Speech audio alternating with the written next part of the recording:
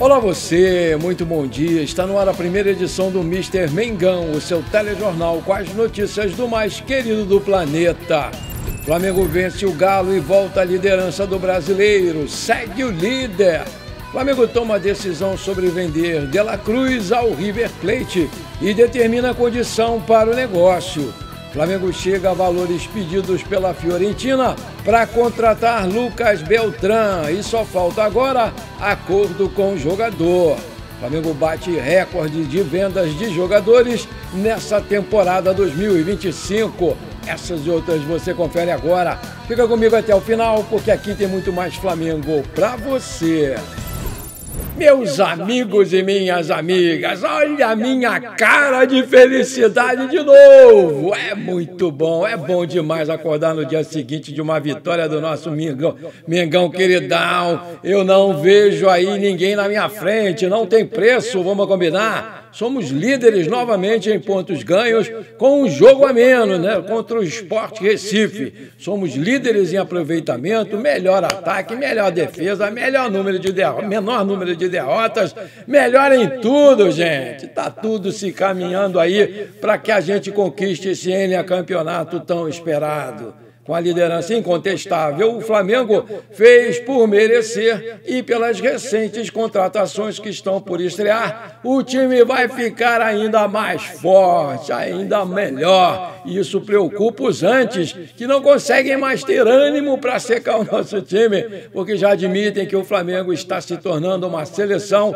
e um time muito forte a ser batido.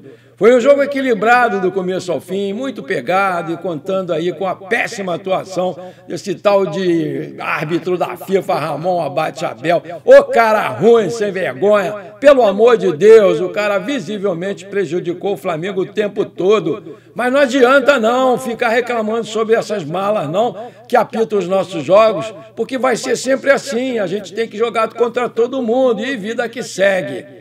O Atlético Mineiro jogou com seus blocos baixos, marcou com muitas faltas o nosso time e congestionou o meio de campo, né, explorando aí os contra-ataques, porque tinha um trio muito bom e veloz, né, e perigoso. O Scarpa, o tal de Coelho e o Hulk, que é acima da média, vamos combinar. E ontem a gente viu isso. O Quarentão correu o tempo todo e foi o melhor disparado deles.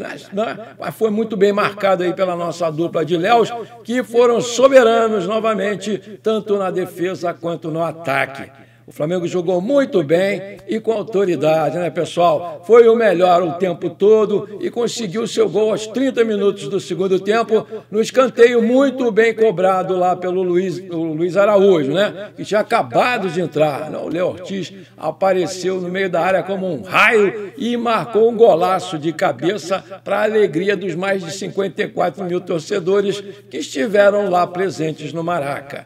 A gente ainda tem mais 2 jogos aí contra eles pela fase do mata-mata da Copa do Brasil. O primeiro vai ser nessa quinta-feira agora e a gente precisa fazer um bom placar, né, aqui novamente para eliminar os caras lá dentro da Arena MRV, como a gente fez sendo campeão da Copa do Brasil.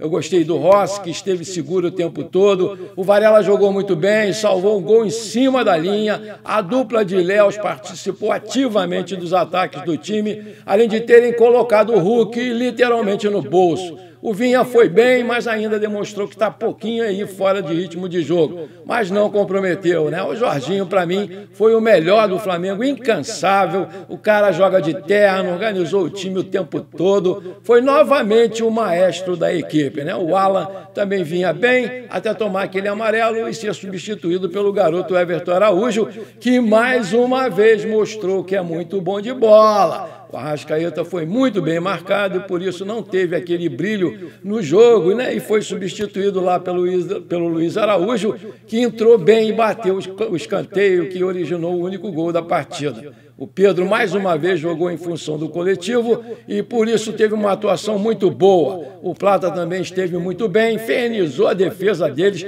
principalmente no primeiro tempo. O garoto Wallace, mais uma vez, entrou muito bem e virou a cara do jogo, deu mais velocidade ao time. E o Bruno Henrique jogou muito bem também, com muita movimentação. No primeiro tempo, ele foi quem mais assustou o Galo. Apanhou o tempo todo e terminou o jogo muito cansado. O Felipe Luiz teve dificuldades de fazer o time sair da marcação do Atlético Mineiro, mas soube armar bem o time para conseguir o seu objetivo principal, que era a vitória importantíssima que nos levou de volta à liderança do campeonato. Parabéns, rapaziada, por mais essa vitória muito legal. Quinta-feira tem mais. Bora lá, Mengão!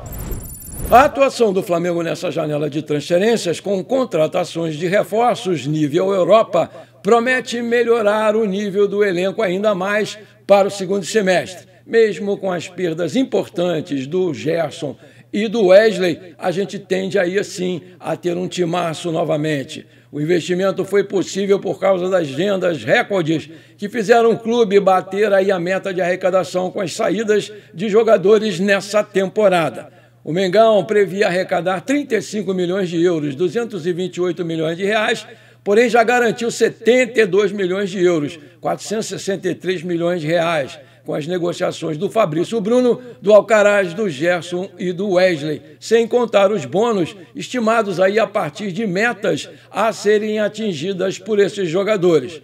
Em 2 casos, os valores podem aumentar, porque o Flamengo vendeu o Carlos Alcaraz para o Everton da Inglaterra por 15 milhões de euros, 96 milhões de reais na cotação da época. E tem a possibilidade de receber mais 3 milhões de euros, 19 milhões de reais em bônus. O acordo com a Roma da Itália, pelo Wesley, também prevê um pagamento de mais 5 milhões de euros, 32 milhões de reais na cotação atual, em caso de metas alcançadas pelo jogador. Com a venda do Fabrício Bruno para o Cruzeiro, o Flamengo arrecadou 7 milhões de euros, 44 milhões de reais. Com a venda do Alcaraz também para o Everton da Inglaterra, o Flamengo ganhou mais 15 milhões de euros, 96 milhões de reais. Wesley para a Roma da Itália valeu mais 25 milhões de euros, 163 milhões de reais.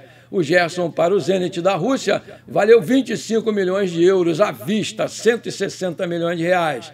Isso aí deu um total arrecadado nessa temporada de 72 milhões de euros, 463 milhões de reais na cotação atual. As saídas do Wesley para Roma e do Gerson para o Zenit ainda entraram para o top 5 das maiores arrecadações da história do clube. A maior delas até então foi a do Vinícius Júnior, com o Real Madrid em 2017, por 45 milhões de euros, 164 milhões de reais na cotação daquela época. Se for levado em consideração o valor em reais, as negociações do Wesley e do Gerson se aproximam da maior transação já feita pelo Flamengo. Maravilha! Se você está curtindo esse nosso programa, então não esquece, manda brasa agora no like para fortalecer o nosso canal. Se você ainda não é inscrito, bora lá me dar essa moral, me dar esse prazer. Aperta o botão inscrever-se, aperta o sininho ali e pronto. Compartilhe também esse programa com parentes e amigos flamenguistas. E agora tem um botão novo aí, o hype, né? Quando você dá o seu like, aparece para você hypar o vídeo. Aperta ele, é de graça e você ainda vai me ajudar demais a crescer o canal. Valeu, muito obrigado.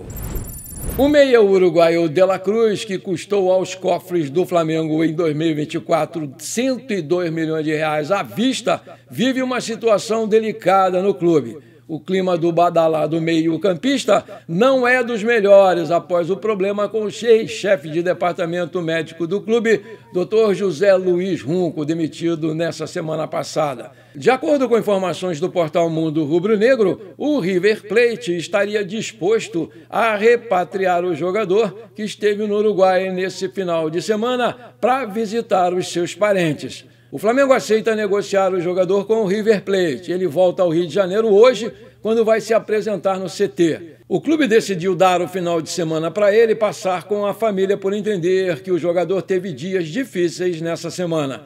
Ele já seria desfalque contra o Atlético Mineiro neste domingo no Maracanã, porque ainda não tinha condições de jogo.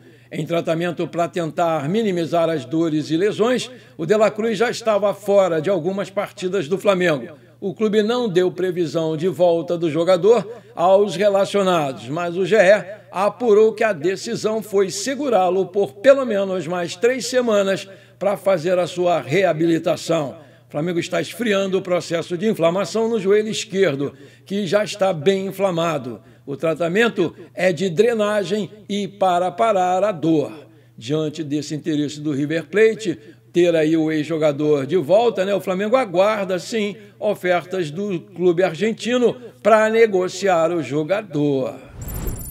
O Flamengo não para no mercado e agora tem o atacante Lucas Beltrán como alvo e, para isso, já fez uma proposta de aproximadamente 15 milhões de euros à Fiorentina, valor próximo do que o clube italiano espera para liberar o jogador argentino. A negociação avançou no aspecto financeiro.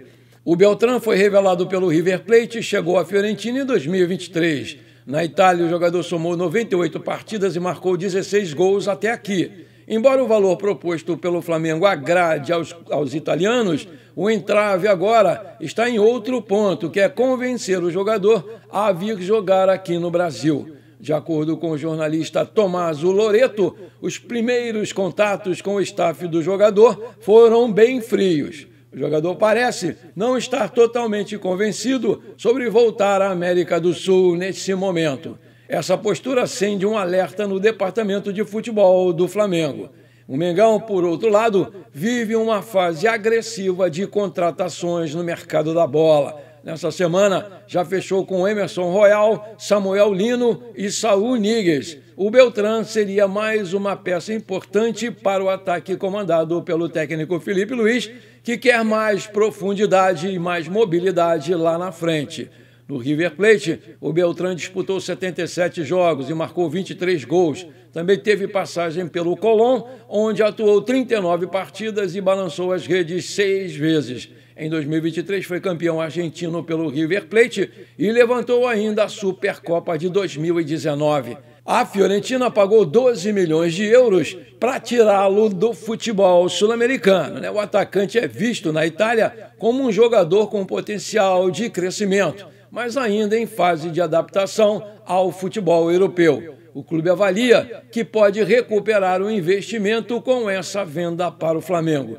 Vale destacar que o Lucas Beltrán é argentino, tem 24 anos, completados em março. É um meia ofensivo que pode jogar de centroavante ou até mesmo de segundo atacante. É destro e está na Fiorentina desde agosto de 2023 e tem contrato por lá até junho de 2028. Tem dupla cidadania, é argentino e é italiano. Seu passe está avaliado pelo site Transfer Market em 18 milhões de euros. Aí eu te pergunto, você acha uma boa contratação do Lucas Beltrán?